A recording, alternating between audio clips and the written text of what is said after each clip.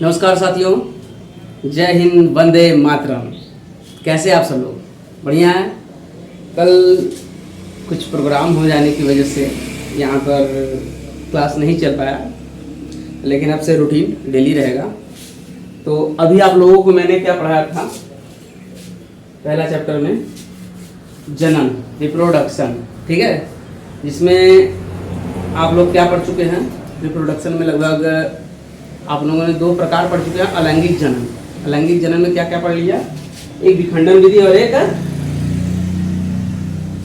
कायिक विधि, नहीं मुकुलन विधि, सॉरी मुकुलन विधि। आप लोगों ने क्या क्या पढ़ लिया? एक विखंडन विधि और एक मुकुलन विधि। तो आज हम क्लास दूसरा स्टार्ट करते हैं, जिसमें क्या पढ़ेंगे हम लोग? कायिक जनन। क्या पढ़ेंगे? कायिक जनन। क्या पढ़ते हैं हम लोग? कायिक जनन। तो पहले बात जानना ये है कि कायिक जनन किसे कहते हैं, और इसे अन्य किसी नाम से भी जाना जाता है। तो कायिक जनन को किस नाम से जाना जाता है? अन्य नाम। इसका अन्य नाम देखिए क्या है? अन्य नाम, इसे हम वर्धी जनन के भी नाम से जानते हैं। क्या कहते हैं? वर्धी जनन। इसे कायिक जनन भी कर सकते हैं या वर्धी जनन भी कर सकते हैं। अब कायिक जनन किसे कहते हैं? तो कायिक जनन उस जनन को कहते हैं जिसमें पौधों का क्या होता है? जड़ हो गया, तना हो गया और पत्ती हो गया, ठीक है। जिसमें क्या हो गया? जड़, तना एवं पत्ती तीनों क्या लेते हैं? भाग लेते हैं। तो उसे क्या बोलते हैं? कायिक जनन। तो इसमें क्या होता है?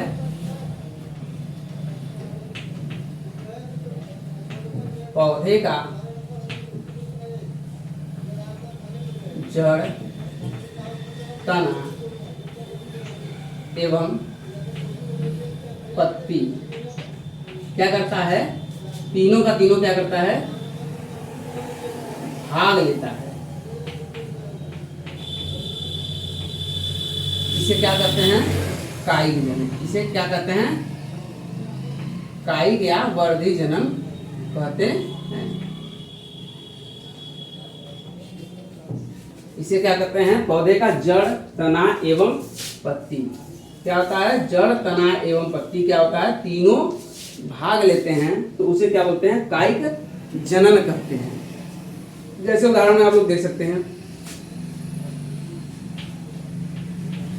उदाहरण देख सकते हैं। गन्ने का आप लोग क्या करते हैं? गन्ने का आप लोग कलम लगाते हैं, गन्ने का कलम लगाते हैं। आप लोग गुलाब देख लीजिए, गुलाब, इसका भी कलम लगाते हैं हम लोग। नए बीज तो लाते नहीं है, वो सिर्फ क्या करते हैं, जो इस सीजन लगाएं और अगले सीजन में क्या करते हैं, इसको चलो सही से फूल नहीं दे रहा है, इसको काट करके नीचे वाला जो हो गया अच्छे से छछड़ेगा, ठीक, अच्छे से छछड़ेगा, और दूसरा जो रहेगा उसको हम क्या करेंगे? अच्छे से छाट करके उसकी जो वो होता है, तना होता है, उसकी छोटे छोटे भागों में क्या करते हैं? छोटे छोटे भागों में काट देते हैं। तो जब छोटे छोटे भागों में काट देंगे तो उसके बाद क्या करेंगे? उसको ले जा करके हम पौधरोपण के लिए छोटा सा क्यारी बनाएंगे और उसी क्यारी में क्या कर देंगे? लगा देंगे। तो क्या हो जाएगा? ये हमारा कृत्रिम विधि हो गया। जो ये गन्ने का हो गया, गुलाब का हो गया, ये क्या हो गया? हमारा कृत्रिम विधि हो गया। इस माध्यम से हम क्या करते हैं? कायिक विधि का प्रयोग कर करके कृत्रिम विधि के माध्यम से उगा सकते हैं। इतनी बात मेरी समझ में आई आप लोगों को कि कायिक जनन को अन्य किस नाम से जाना जाता है? वर्धी जनन। और इसमें पौधे का कौन सा भाग लेता है? जड़, तना एवं पत्ती तीनों का तीनों भाग लेता है। जैसे उदाहरण में क्या हो गया? हमारा गन्ना हो गया, गुलाब हो गया, शकरकंद हो गया, शकरकंद हो गया, आदि आदि, ठीक है। इतना समझ में आया? और दूसरी बात ये जानते हैं कि इन पौधों के लिए नए बीज की आवश्यकता नहीं पड़ती है। इस जनन, सीधा लिखो, इस जनन में नए बीज की क्या कहते हैं? नए बीज की आवश्यकता नहीं पड़ती है।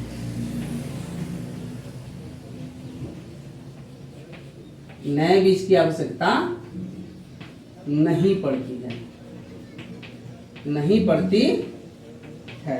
ठीक, और इतना समझ में आ गया कि इस बीज में नए, इस जन्म में नए बीज की आवश्यकता नहीं पड़ती है।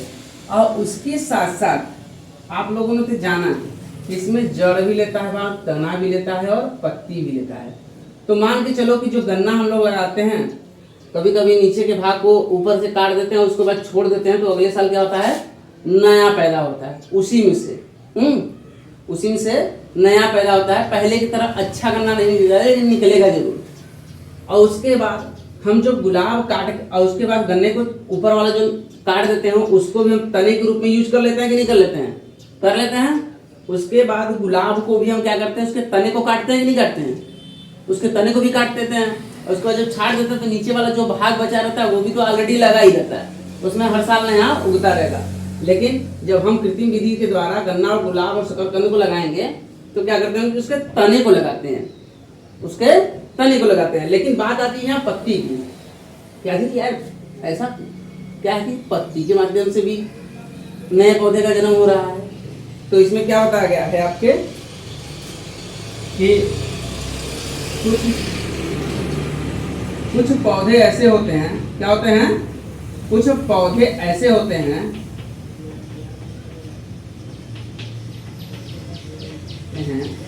कुछ पौधे ऐसे होते हैं जो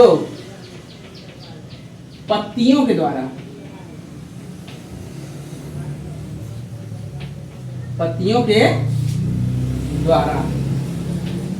वर्धी प्रजनन या कायिक प्रजनन, वर्धी जनन बोल लो, जनन करते हैं। और जब जाहिर सी बात है, जब कोई पौधा पत्तियों के द्वारा वर्धी जनन करेगा या कायिक जनन करेगा तो जाहिर सी बात है नए पौधे का जिससे क्या होगा, जिससे नए पौधे का जन्म होगा। क्या होगा, जन्म होगा। उदाहरण के लिए देख लो, जैसे उदाहरण के लिए क्या होगा, उदाहरण बहुत सारे हैं इसके। पहला क्या हो गया, अजूबा। क्या हो गया, अजूबा हो गया। एक बिगनोरिया करके कोई आता है ना, बिगोनिया, सॉरी बिगोनिया। क्या होता है, बिगोनिया। बिगोनिया में क्या होता है, एक अजूबा में होता है और एक बिगोनिया। अजूबा तो आप लोग एक पौधा, अजूबा का एक पौधा आता है, ठीक है।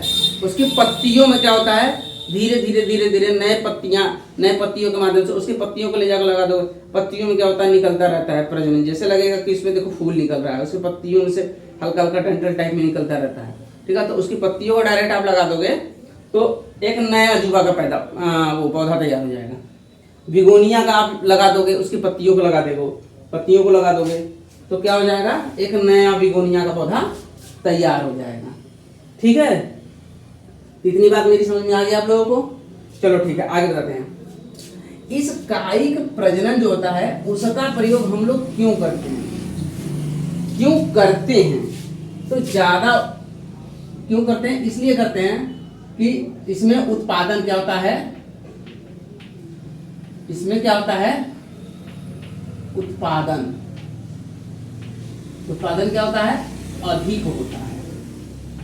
क्या होता है, उत्पादन हमारा अधिक होता है। इसमें क्या होता है, उत्पादन अधिक होता है तथा जो पौधे होते हैं, क्या होते हैं, पौधे होते हैं, पौधों के गुणों को बनाए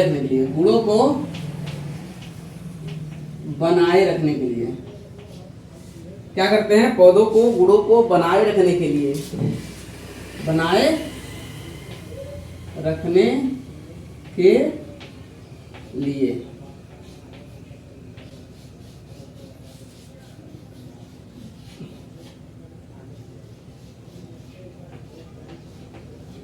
क्या करते हैं, इसमें उत्पादन क्या होता है, इस कायिक जनन का इसलिए उपयोग किया जाता है ताकि जो पौधों में या जो भी होता है उत्पादन अधिक हो।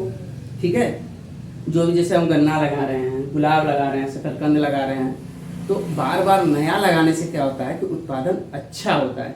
अगर हम जो काट के जड़ को ही छोड़ देंगे तो उत्पादन क्या होगा, कम होगा, और गन्ने की साइज जो होती है काफ़ी कम होगी और पतला होगा, जिससे रस की मात्रा कम हो जाएगी। ठीक है, लेकिन अगर उसी को हम बार बार हर बार कृत्रिम विधि से कलम लगाते गए तो इससे क्या हो जाएगा, हमारा उत्पादन अधिक रहेगा और पौधों की गुण यानी मिठास, कहने का मतलब होता है हमने गन्ना का उपयोग किया तो जाहिर सी बात है उसकी मिठास क्या रहेगी, बनी रहेगी। क्या बना रहेगा, जो गुड़ होते हैं उसके गुड़ों में क्या रहेगा, उसकी मिठास बनी रहेगी, उसकी मोटाई अच्छी खासी रहेगी। ठीक है, और उसमें पैदावार भी अधिक होगा। जैसे आप लोग पुराने गुलाब को देख लो, उसी खेत में पुराना गुलाब लगा रहता है तो 2 साल 3 साल तक आप उसका उपयोग करोगे, लेकिन अच्छा खासा पौधा, फिर उसके बाद क्या होगा, अच्छे से फूल नहीं देगा। लेकिन अगर आप, ठीक है, 2 साल 3 साल उस पौधे को रख रहे हो, 3 साल 4 सालों के बाद आपने कलम करके जिस पौधे को आपने बढ़ाया है उस पौधे को देख लीजिए, आप उसी के बगल में उस पौधे को देख लीजिए, उसी के बगल में आप कलम किए हुए पौधे को, उसी पेड़ के द्वारा कलम किए हुए पौधे को देख लीजिए, उसका पैदावार ज़्यादा होगा, सुंदर ज़्यादा होगा। ठीक है, बात समझ में आ गई। तो इसमें थोड़ा सा एक फिगर है कृत्रिम विधि का, जो हम लोग कृत्रिम विधि बता रहे थे गन्ने का, कृत्रिम विधि, तो हम फिगर बना दें, आप लोग समझ में आ जाएगा।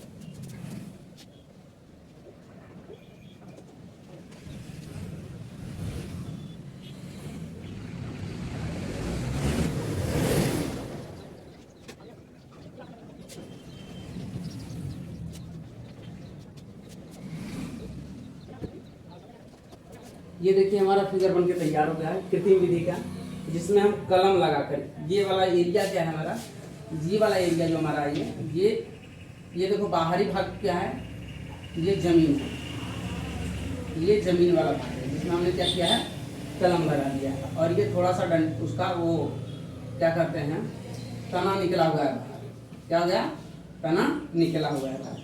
और ये क्या करते हैं, आरोपण विधि द्वारा, जैसे कोई पौधा हो गया, एक पौधे से इसकी चीज को काट लिए, अब काट के निकाल दिया और ये दूसरा पौधा हो गया। ठीक है, ये दूसरा पौधा हो गया, इसमें इसी डिजाइनिंग का काट के इसमें लगा देते हैं। आरोपण, एक पौधे से निकालकर दूसरे पौधे में क्या किया कर दिया गया, आरोपित कर दिया गया, इसे बोलते हैं आरोपण। यानी कहने का मतलब अब चीजें क्या हो गई, नई हो गई, और ये जमीन के अंदर क्या कर दिया गया, कृत्रिम विधि द्वारा कलम कर दिया गया। ठीक है, इतनी बातें आप लोगों को समझ में आ गई। चलो ठीक है, बातें समझ में आई, जहाँ नहीं समझ में आएगा वहाँ बता देना, लेकिन ये कि मैंने चीज़ें आप लोगों की कंसेप्ट को क्लियर कर दिया। चलो ठीक है, अब इसको मैं समाप्त करता हूँ, दूसरी चीज़ों को बताता हूँ। जैसे अगला क्या है मेरा, विषाणु द्वारा, विषाणु जनन द्वारा, क्या है, विषाणु जनन द्वारा, विषाणु जनन, विषाणु जनन। ठीक है, क्या पढ़ेंगे हम लोग, विषाणु जनन। ठीक है, आपने कभी क्या अचार मुरब्बा देखा है, हाँ? उसमें कभी कभी देखते हैं आप सफेद सफेद, जैसे सफेदी की तरह लग जाता है, कि क्या बोलते हैं उसको, कवक, देहाती भाषा में क्या बोलते हैं उसको, दहिया। हाँ, हाथ में गए, नहा धो के आए, हाथ अच्छे से पोछे नहीं और खपाक दिया अचार के डब्बा में हाथ डाल दिए, तो क्या होगा, अब उसके अंदर तो नमी पहुंच गई। अब जब नमी पहुंच गई तो धीरे धीरे क्या बनाएगा, अपना घर बनाएगा। और घर बनाएगा तो जाहिर सी बात है वो सफेद सफेद अपना परिवार बढ़ाएगा।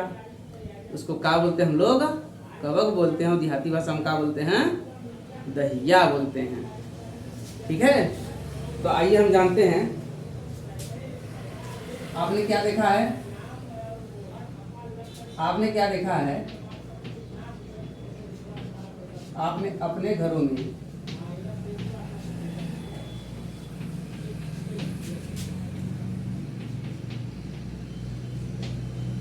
अचार या ब्रेड और तो और डबल रोटी भी देखा होगा।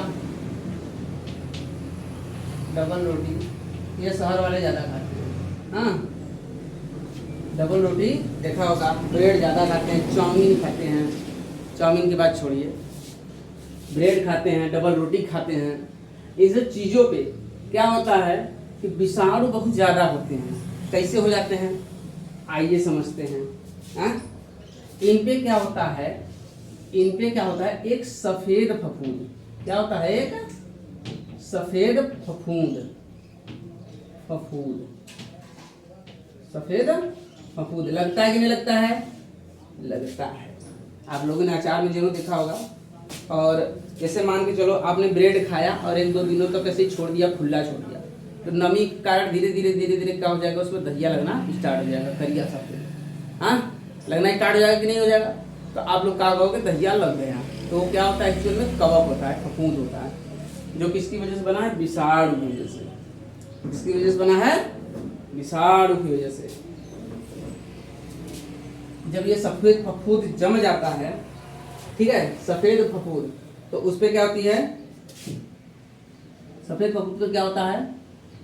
छोटी छोटी, क्या होती है? छोटी छोटी धागे जैसी संरचना बनेगी। कैसी बनेगी? धागे जैसी, धागे जैसी संरचना बनेगी। कैसी बनेगी? धागे जैसी संरचना बनेगी। एक धागे जैसी संरचना बनेगी। और उस धागे जैसी संरचना जो रहती है उसको हम क्या बोलते हैं? उसको क्या बोलते हैं हम लोग? कवक तंतु बोलते हैं। क्या बोलते हैं? कवक तंतु। कवक तंतु बोलते हैं। ठीक है, तो आइए बात करते हैं। देखो, सफेद जो फफूंद रहता है उसमें क्या होती है? छोटे छोटे धागे जैसी संरचना पाई जाती है, जिसे हम क्या बोलते हैं? कवक तंतु कहते हैं। अब कवक तंतु के बारे में जान लेते हैं। कवक तंतु, आखिर ये कवक तंतु है क्या भाई, जो सफेद सफेद धागे जैसी संरचना बनाता है? जो कवक तंतु होता है, इसका ऊपरा सिरा, ठीक है, क्या होता है? ऊपरा सिरा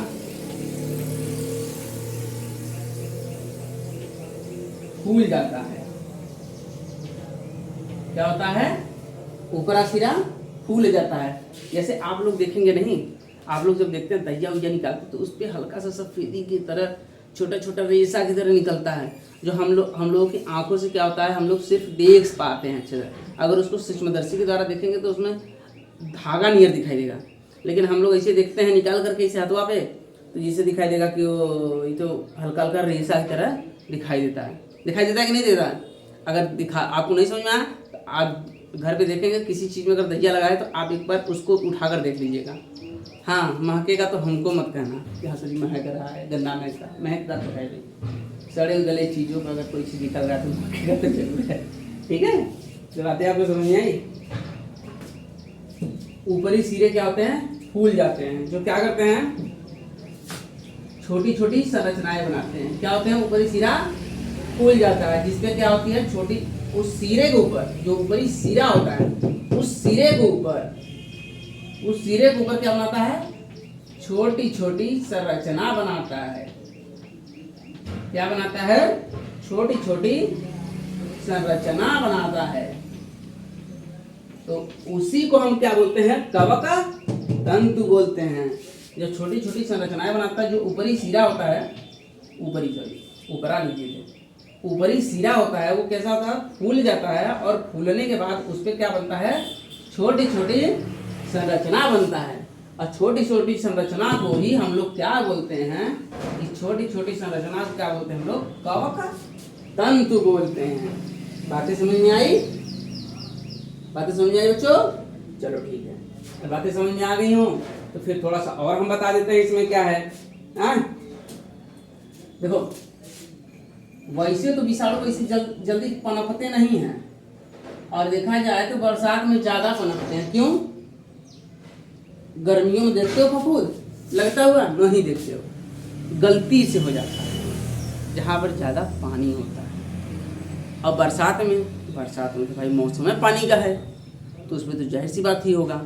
तो होता क्या है, होने का सबसे बड़ा कारण ये है कि अन्य मौसम में क्या होता है कि चीज़ें गर्म रहती हैं और सूखी रहती हैं, गर्म रहती है और शुष्क अवस्था में रहती है। तो उस समय क्या होता है, इसमें एक मोटा वो पाया जाता है प्रोटोप्लाज्म। एक प्रोटोप्लाज्म के ऊपर इसके क्या पाया जाता है, एक झिल्ली पाई जाती है, मोटी झिल्ली होती है, जो क्या करती है, इसको ऐसे सुसुप्तावस्था में से छोड़ देती है कि जा बउआ तू सो जा, कहते हैं ऐसे सुला देती है, जा तू सो जा। जब तुम्हारे ऊपर पानी आएगा तो तू ऐसे उठ जाना। समझाए बात मेरी? तो क्या होता है कि विषाणु जो होते हैं हमारे, जो विषाणु होते हैं कब फैलते हैं, सबसे ज्यादा बनते हैं जब ये प्रतिकूल परिस्थिति में रहते हैं। क्या होता है, प्रतिकूल परिस्थिति में, प्रतिकूल परिस्थिति में मतलब, प्रतिकूल परिस्थिति मतलब समझ रहे हो, जब इनको ना तो पानी मिले, ना तो पानी या नमी, इसको बोलते हैं पानी द्वारा नमी, ये सब चीजें न मिले, यानी न मिले, तो क्या होगा, इन लोगों की प्रतिकूल परिस्थिति से सोए रहेंगे। लेकिन जैसे ही अनुकूल परिस्थिति आता है, क्या आता है, अनुकूल परिस्थिति आता है, क्या आता है, अनुकूल परिस्थिति आता है। तो अनुकूल परिस्थिति आता है तो क्या हो जाता है, ये लोग जग जाते हैं, कहेंगे अब शेर जाग गया है, अब तो सब खा जाएगा, यानी नमी आदि हो जाता है। क्या आ जाता है, नमी आदि आ जाता है, या थोड़ी हमारी गलती की वजह से हो जाता है, आ जाता है, तो क्या होता है, ये लोग जिंदा हो जाते हैं और कवक फफूंद को जन्म देते हैं। आदि आ जाता है तो क्या करते हैं, नए कवक या फफूंद को, कवक या फफूंद या दहिया कह लो, लिख दो दहिया भी, वो क्या करते हैं, जन्म देते हैं। बात समझ में आई मेरी? हाँ, तुम्हें कि 4 दिन से बिना पानी खाना कर रहा होगी तो तुम सुस्त हो जाओ, कब छाया हो जाए, लेकिन एक दिन दे दी तो एकदम उठ जाओगे, नहीं उठ जाओगे? वही हाल इन लोगों का भी होता है। इन लोगों को कुछ बरसात के मौसम में भगवान जी ताकत दे देते हैं, और कुछ हमारी गलती हो गई। चलो आप फिगर बना देते हैं, उसके बाद समझ लेना तो लोग।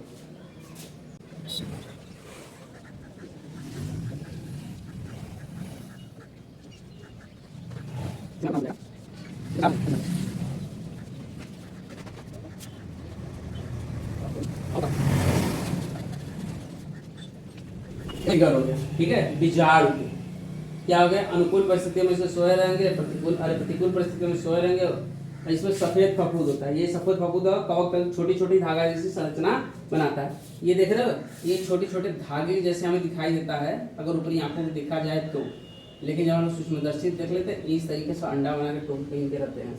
इसे क्या बोलते हैं, कवक तंतु। इसको क्या बोलते हैं, कवक की तंतु। ये ऊपरी सिरा क्या होता है, फुला होता है। देखो ये ऊपरी सिरा फुला हुआ है, ये भी फुला है, ये भी फुला है। इसमें ये ऊपरी पूरा जो सिरा फुला होता है, इसी से ये छोटी छोटी क्या बनाता है, संरचनाएं बनाता है। ये छोटी छोटी क्या बना रहा है, संरचना। नीचे क्या हो गया, जाल हो गया। नीचे वाला एरिया क्या हो गया, जाल हो गया। इसी को हम क्या बोलते हैं, कवक तंतु बोलते हैं। ठीक है बच्चों, समझ में आ गया? चलो ठीक है, इसका स्क्रीनशॉट ले लेना, नहीं समझ में आएगा तो इसका स्क्रीनशॉट ले लेना आप लोग, ठीक है। थैंक यू बच्चों, इसी पे हम आज की क्लास को रोकते हैं। और कैसा लगा क्लास आप लोगों को, आप लोग कमेंट में ज़रूर बताइएगा। और उसके बाद जो भी चीज़ें आगे रह गई हैं उसको मैं आगे पर डे क्लास एक क्लास लेता जाऊंगा और आप लोगों को बहुत ही आसान भाषा में इसको समझाते जाऊंगा, ठीक है। Thank you.